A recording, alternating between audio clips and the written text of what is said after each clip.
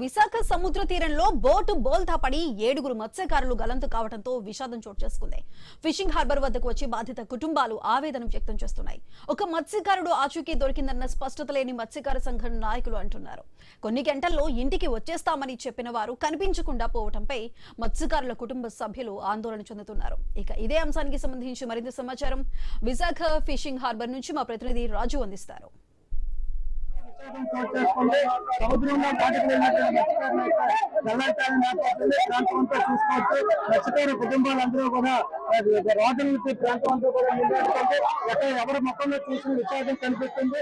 అసలు దీనికి సంబంధించి కూడా మత్స్యకారుల పరిస్థితి ఏంటి, ఏం జరుగుతుంది తెలుసుకునే ప్రయత్నం చేయడం మనతో పాటు మత్స్యకారు నాయకులు మత్స్యకార కుటుంబాలు పక్కకుంటున్నారు. చెప్పండి, అసలు ఏం జరిగింది, ఎప్పుడు జరిగింది? నిన్న 3 గంటలకి ఇన్ఫర్మేషన్ ఇవ్వడం జరిగింది. కానీ ఒకళ్ళని రెస్క్యూ చేశారు. మిగతా 6 ప్రాణాలకైతే ఇబ్బందిగా ఉంది. అసలు మాకు ఎటువంటి అందరూ చాలా ఆవేదన చెందుతూ బాధపడుతున్న పరిస్థితి ఉంది ఇక్కడ. అంటే అధికారులు చెప్తారా? అధికారులు ఏదైనా ఇన్ఫర్మేషన్ కూడా ఏ కుటుంబానికి ఇవ్వలేదండి. ఇలా జరిగింది చేస్తున్నాం, ప్రభుత్వం పట్టిస్తున్నారు, ఎటువంటిది ఏమి లేదు. ముఖ్యమంత్రి ఎవరు హోంమంత్రి కూడా అధికారులతో మాట్లాడారు, పోస్ట్ నేర్చుకున్నారని చెప్తున్నారు. మీకు ఆ సమాచారం ఎంతవరకు ఒక మత్స్యకారులు చెప్పే పరిస్థితి ఏంటి? మాకైతే అలాంటి ఇన్ఫర్మేషన్ లేదు, మాకెవరు చెప్పలేదు. ముఖ్యమంత్రి గారు రూపంలో కూర్చొని మాట్లాడుకుని మాకు ఎవరైనా అధికారులు వచ్చి చెప్తే తెలుస్తుంది. అధికారులు అయితే కనీసం ఇలా జరిగింది ఇలా చేస్తున్నామని కూడా మాకు ఇన్ఫర్మేషన్. మరి మీ తాలూకా మత్స్యకారులు ఎవరైనా సముద్రంలోకి వెళ్ళడం బోట్లు 4 బోట్లు పంపించామండి. మా రెస్క్యూ ఆపరేషన్ మేము చేసుకున్నాం. మా ప్రాణాలు మా వాళ్ళ ప్రాణాలు కాపాడుకొని మా ప్రయత్నం మేము చేస్తున్నాం. చెప్పండి, మేడం చిన్నమ్మారు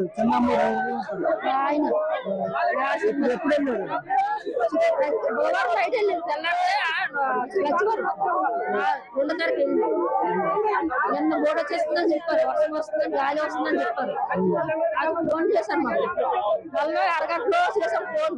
అరగంట నుంచి ఫోన్స్ ఇచ్చాక వస్తున్నాయి. అంతవరకు ఇప్పుడు ఫోన్ లేవు. అప్పటి నుంచి ఈసారి మరి ఒక దొరికారని తెలుస్తుంది. మిగతా వాళ్ళు ఏమయ్యారో మీకేం చెప్పారు? చెప్పారు మిగతావారు లేరండి. ఇదే మొత్తంగా చూసుకుంటే పరిస్థితి మొత్తానికి అయితే 7 మత్స్యకారులు ఏదైతే ఇప్పుడు గల్లం కావడం తీవ్ర విచారణ అయితే నెలకొందని చెప్పుకోవచ్చు. అందులో ఒకరు దొరికినప్పటికీ కూడా వాళ్ళ పరిస్థితి కూడా ఎలా ఉంది అనేది అయితే పూర్తిగా సమాచారం లేదని చెప్పి కూడా మత్స్యకారులు అయితే తెలియజేస్తున్నారు.